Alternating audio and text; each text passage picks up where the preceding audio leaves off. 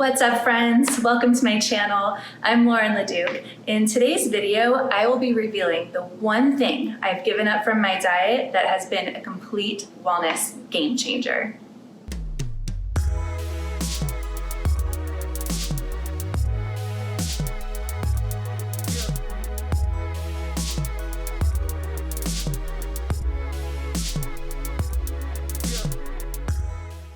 Today I'll be talking about giving up this one thing from my diet that has completely been a game changer. And that one thing is, drum roll please, alcohol. A disclaimer, I don't care if you drink alcohol, and this definitely isn't a condemnation on anyone. Full disclosure, my husband owns a restaurant and bar. This is simply a way for me to share my story and maybe to inspire you to be a little bit more conscious and mindful about what you're putting in your body, especially this one thing, and maybe think about why it's a touchy subject to you if you're feeling a little bit rubbed by it. So a little bit of my story. My parents didn't drink. I didn't really grow up around it, but when I was a teenager, I did start experimenting. And at that point, it was more of one, a rebellion, and two, a way to kind of break out of this perfectionist prison that I had put myself in. And it felt really fun. It felt really different. It felt like I was breaking out of this like good girl role that I always felt like I needed to be. So that was kind of my first experimentation with it. In my 20s, it became a part of socializing, of course, and going out to eat and dating. So I definitely associated alcohol with fun. Now, more in my 30s, I kind of fell into that boss babe trap of coffee in the morning, wine at night. I worked really hard today, so I totally deserve this glass or two of wine. We're doing this, we're doing that. Every social function needs to have some sort of alcohol involved. So that's kind of been my story with it. And I've gone through periods in the last few years where I've given up alcohol for maybe 30 days or a couple of months to cleanse and detox and reset. But as of right now, I haven't had a drink in about 3 months, and I don't really have a long-term plan as far as it goes. But as of now, I'm seeing the benefits, which I'll share with you in a way that I just don't necessarily see myself ever going back.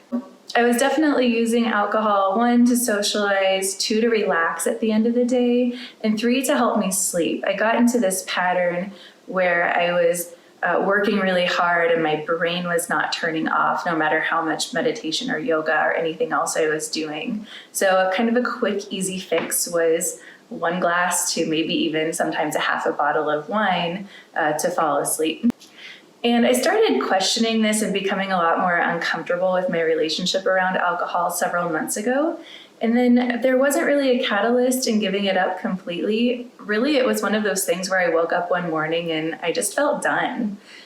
So I'll go through in the last few months how much my life has improved and changed and what wellness benefits I've seen from giving up this one thing, alcohol. So number 1 is it has improved my sleep immensely. So as I spoke about earlier, I was using alcohol to sleep, and I would notice that I would fall asleep faster if I had wine at night, for instance. But doing my research, I found out that when you drink, even moderately before bed, yes, it does help you fall asleep more quickly. But after that, it actually disrupts your sleep cycle. So the second half of the night is usually going to be full of disruptions and not nearly as restorative as it should be.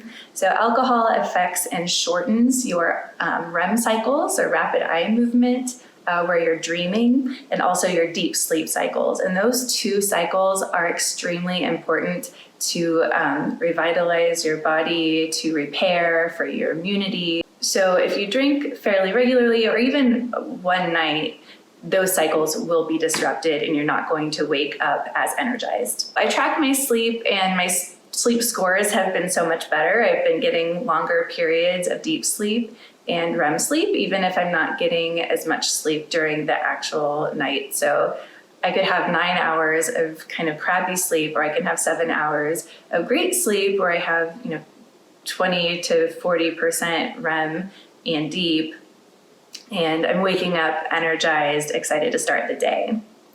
I also noticed in my 30s, even just a little bit of alcohol would not necessarily give me a hangover, but I wouldn't wake up feeling energetic. I'd maybe have a little bit of a headache, a fuzzy head.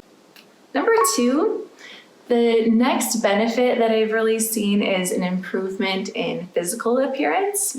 Your physical appearance reflects what's going on internally in your body, so it is a good gauge of your health. The first improvement that I've noticed is better digestion and a lot less bloating. So alcohol, and even in small amounts, inflames and irritates your digestive tract. And when that happens, that's where you see maybe the bloating or even like constipation or diarrhea, abnormal digestion. Giving up alcohol is actually a really good weight loss tool as well.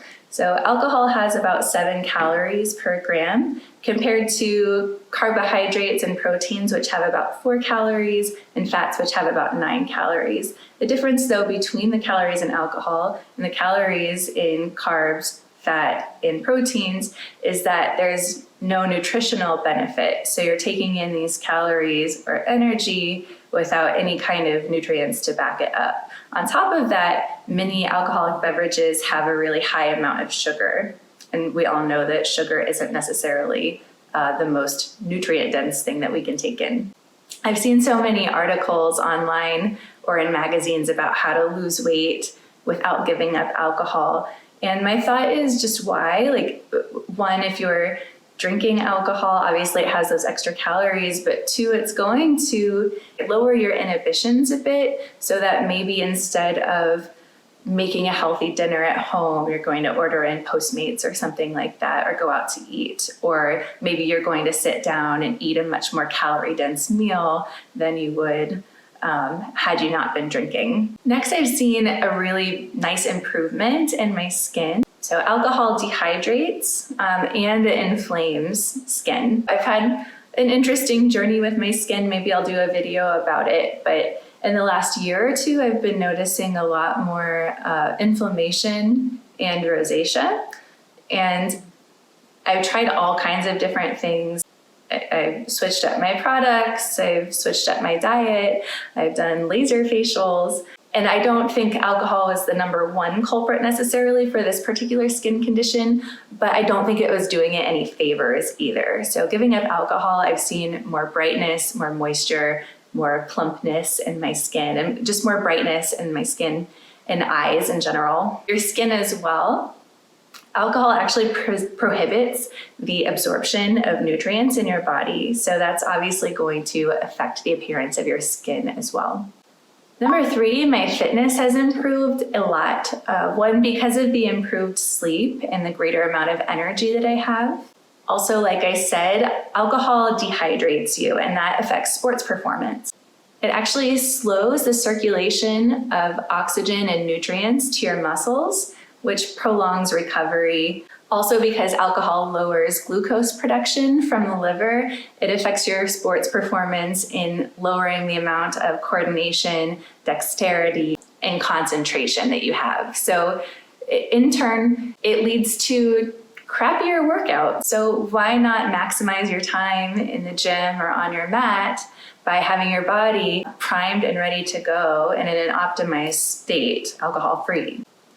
Number 4, it's improved finances, not drinking, for a couple of different reasons. 1, alcohol can be expensive, especially if you like good wines and things like that. But 2, I don't know about you, but I've definitely had a few evenings where I've had a couple glasses of wine and then I get on Amazon and it's just so easy to click and online shop.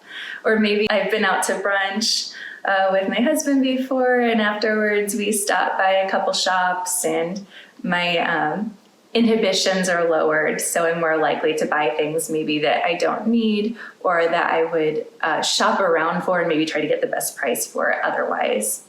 But since my inhibitions are lowered, I just want what I want and I want it now. Number 5, and lastly, I've seen a huge improvement in my health emotionally and mentally from giving up alcohol. First, alcohol is a depressant. So if you have a history of depression, alcohol is, yes, tempting because it can temporarily alleviate some of the symptoms initially, but it actually makes it much, much worse. It's a sedative that disrupts the chemicals and the processes in the brain. Furthermore, if you suffer from anxiety, like I have, alcohol makes that much worse as well. And similar to depression, initially, it helps kind of numb or tamp down some of the symptoms of anxiety. But as the sedative effect starts to wear off, it actually spikes the anxiety and makes it much, much worse. I don't know about you, but I've had nights before where I wake up like at 3 a.m. and I have this spike in cortisol and I feel all this anxiety in my body and in my mind. And I've noticed a huge reduction in that from giving up alcohol, especially in my 20s and even in my 30s too. I used alcohol as sort of a social lubricant because sometimes I feel a little bit awkward going into new social situations, and I felt it was helping me kind of get out of that a little bit and make more conversation and feel a little bit more loose and have fun. But really, I've noticed without that I can go into the same social situations and actually have a lot more fun and feel more clear-headed. I like to be in control of myself, so I haven't typically been one to over imbibe in a social situation, but I've noticed that there's a difference even by just having 1 or 2. I was feeling like I was maybe a little bit more social, a little bit more fun. But having been in a lot of those same social situations without drinking, I know that it's simply not true and that I'm fun enough without it. I've also seen a big improvement in my relationships. I've spent a lot more time being productive with my husband, for instance, when we are able to spend time together, instead of maybe going out to brunch on Sunday and giving up half of our day because we've had a couple of mimosas and then we take a nap. I've noticed that I'm able to process better and say what I mean and communicate better, which always improves relationships. Lastly, I've noticed a huge improvement from not really ever getting to numb my emotions. So one of the things about being sober is that when you're feeling anything happy or sad, instead of celebrating or maybe trying to relieve that with some sort of substance, you kind of have to just feel it.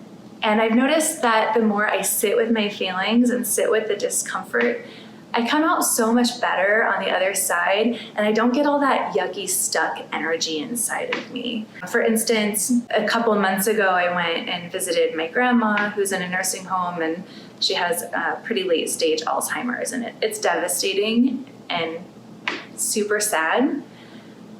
And when I got home later, I think I felt that little bit of temptation, like it would be really nice to crack a bottle of wine right now and have a glass or two and just stop feeling this horrible. But instead, I cried and sat with it. And yes, it's still painful, but it's not as much of an open wound as maybe it would be if I ignored it and numbed it. And it's not going to come out at some weird time either now. I've dealt with it, I've processed it, and I will continue to. But I know it's so much better just feeling that. And also, feeling a wide spectrum of emotions is part of the human experience. It's something we get to do, not something that we have to do. So why not feel? And lastly, I've noticed I still have a lot of fun. We had a bunch of friends and their kids over for a Super Bowl, Go Chiefs. And during the halftime show, all the kids were getting up and dancing. The adults were sitting, and I love you adults if you're watching this. But I felt this overwhelming urge to get up and dance, and I didn't even care. Nobody else cared either that I was the only adult in the room kind of shaking my butt with the kids. But it felt so good and so pure to just be moved by something like that, and then to let go of my inhibitions in a really natural way and have a lot of fun. So those are just some of the things that have improved my wellness since giving up alcohol. I do want to say that I think in our culture, a lot of people don't ever examine their relationship with alcohol until it becomes this major problem in their lives. But I want to tell you that you don't have to wait until there's a problem. You can have a totally normal relationship with alcohol and then start to examine its role in your life, in your wellness journey, and then decide in a really conscious manner whether or not it's serving you.